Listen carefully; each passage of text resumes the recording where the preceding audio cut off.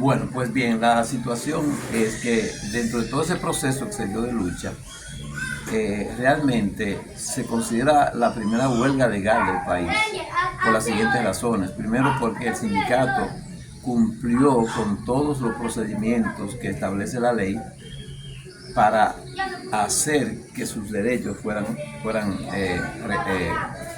diríamos, satisfechos. En esos procedimientos está esa conciliación, está el tiempo que hay que hacer esa conciliación directa, la conciliación de árbitro, luego el proceso ya de preparación en sí de la huelga, que tiene también un tiempo específico.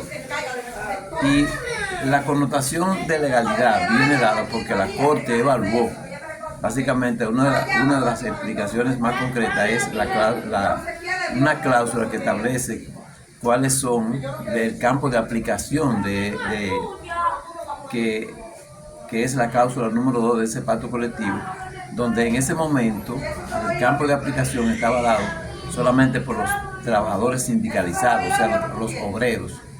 Y entonces la ley establece que ese porcentaje que deben tener los sindicatos tiene mucho que ver.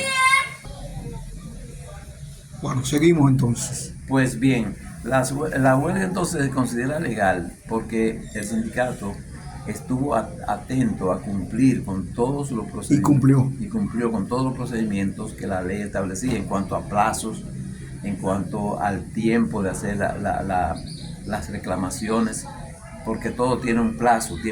Entonces el sindicato cumplió con todos esos plazos. Pero además hay unos detalles que son prácticos para considerarse legal, y es el aspecto del campo de aplicación, que son la cantidad de trabajadores por los cuales el sindicato estaban amparados, y los que participaban en la huelga no tenían que ser todos los empleados ni todos los trabajadores. Entonces, en ese campo de aplicación estaba establecido cuáles eran los trabajadores que estaban siendo beneficiados del pacto colectivo y cuáles no.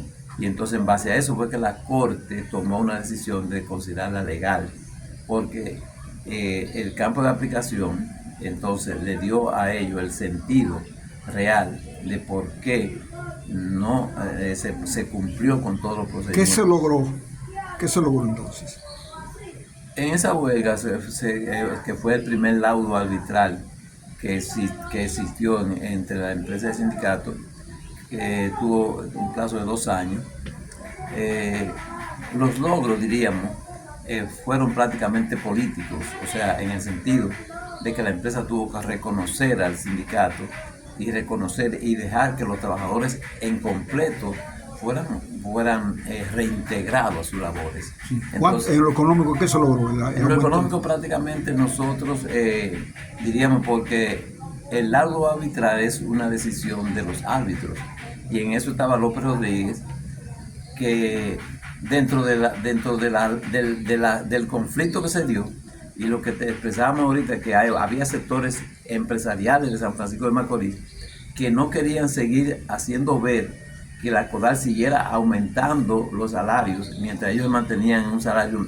Entonces eso, el obispo de aquí representaba a esos sectores, y lo que proponía en ese momento, que se estaba solicitando un aumento de salario creo que era de 20 pesos por hora. ¿O centavos? 20 pesos por hora. Creo, y ese arbitraje estaba planteando 2 centavos por hora. ¿Y eso fue lo que se logró? Se logró una cantidad mayor, o sea, ellos determinaron, pero creo que no pasó de un 5%. Entonces, ¿eso llevado a centavos sería cuándo? ¿O a pesos? Bueno, en esos momentos el salario no podía ahora mismo especificarse, porque era un salario de, diríamos, 900 pesos mensuales. Sí. Ahora estamos hablando de un salario de 40 o 50. ¿Qué más se logró? El campo de aplicación logró modificarse, las vacaciones, el transporte, se logró un plan de vivienda. En la huelga hubo personas heridas, la violencia se desató. Sí, porque realmente cuando uno de los aspectos que te decía, que la huelga fue considerada legal, están otros aspectos que no están dentro de lo que establece la ley, sino hay especificaciones de la ley que, por ejemplo, el sindicato no puede usar la violencia. O sea, para que la huelga fuera considerada legal, tuvo que verse esos aspectos. El sindicato nunca abandonó la fábrica. A nosotros nos dentro de la fábrica. Siempre nos mantuvimos dentro de la fábrica. A culatazo los sacaron de ahí. Nos sacaron de ahí, y nos quedamos nosotros dentro de los terrenos de la compañía.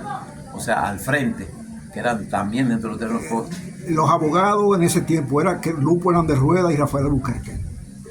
Lupo era el abogado de la empresa. Sí. Rafael Albuquerque era el abogado de los trabajadores, junto a Julio Aníbal Suárez, que era un miembro de la Suprema Corte de Justicia. ¿Y el juez? El juez era, creo que era Manuel, que es lo que se llamaba. Creo que era de Moca, había un juez que era de Moca, que fue lo que tomaron esa decisión. Y por ese lado nosotros vimos en esa profesionalidad de esos jueces. Eran 3 jueces de la corte. ¿Cuáles eran los dirigentes del sindicato que encabezaban la protesta, los dirigentes para ese tipo? ¿Estaba usted, Medina y quién más?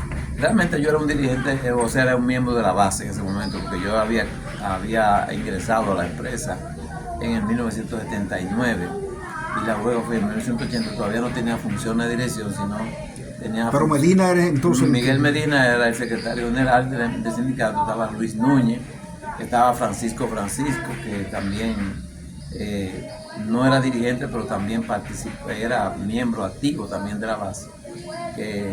Estaba Leonardo Hernández, que fue el fundador del sindicato. Y había muchos trabajadores. En ese tiempo, ¿dónde estaba ubicado el sindicato en ese entonces? El sindicato estaba en ese momento, estaba en la calle Villini, casi con Libertad. Okay. Sí. Después de ahí, Macorís no se ha vuelto a hacer otra huelga legal que se recuerde en el país. En ninguna empresa no, en ninguna empresa. Solamente esa es la única huelga que se ha considerado legal en el país.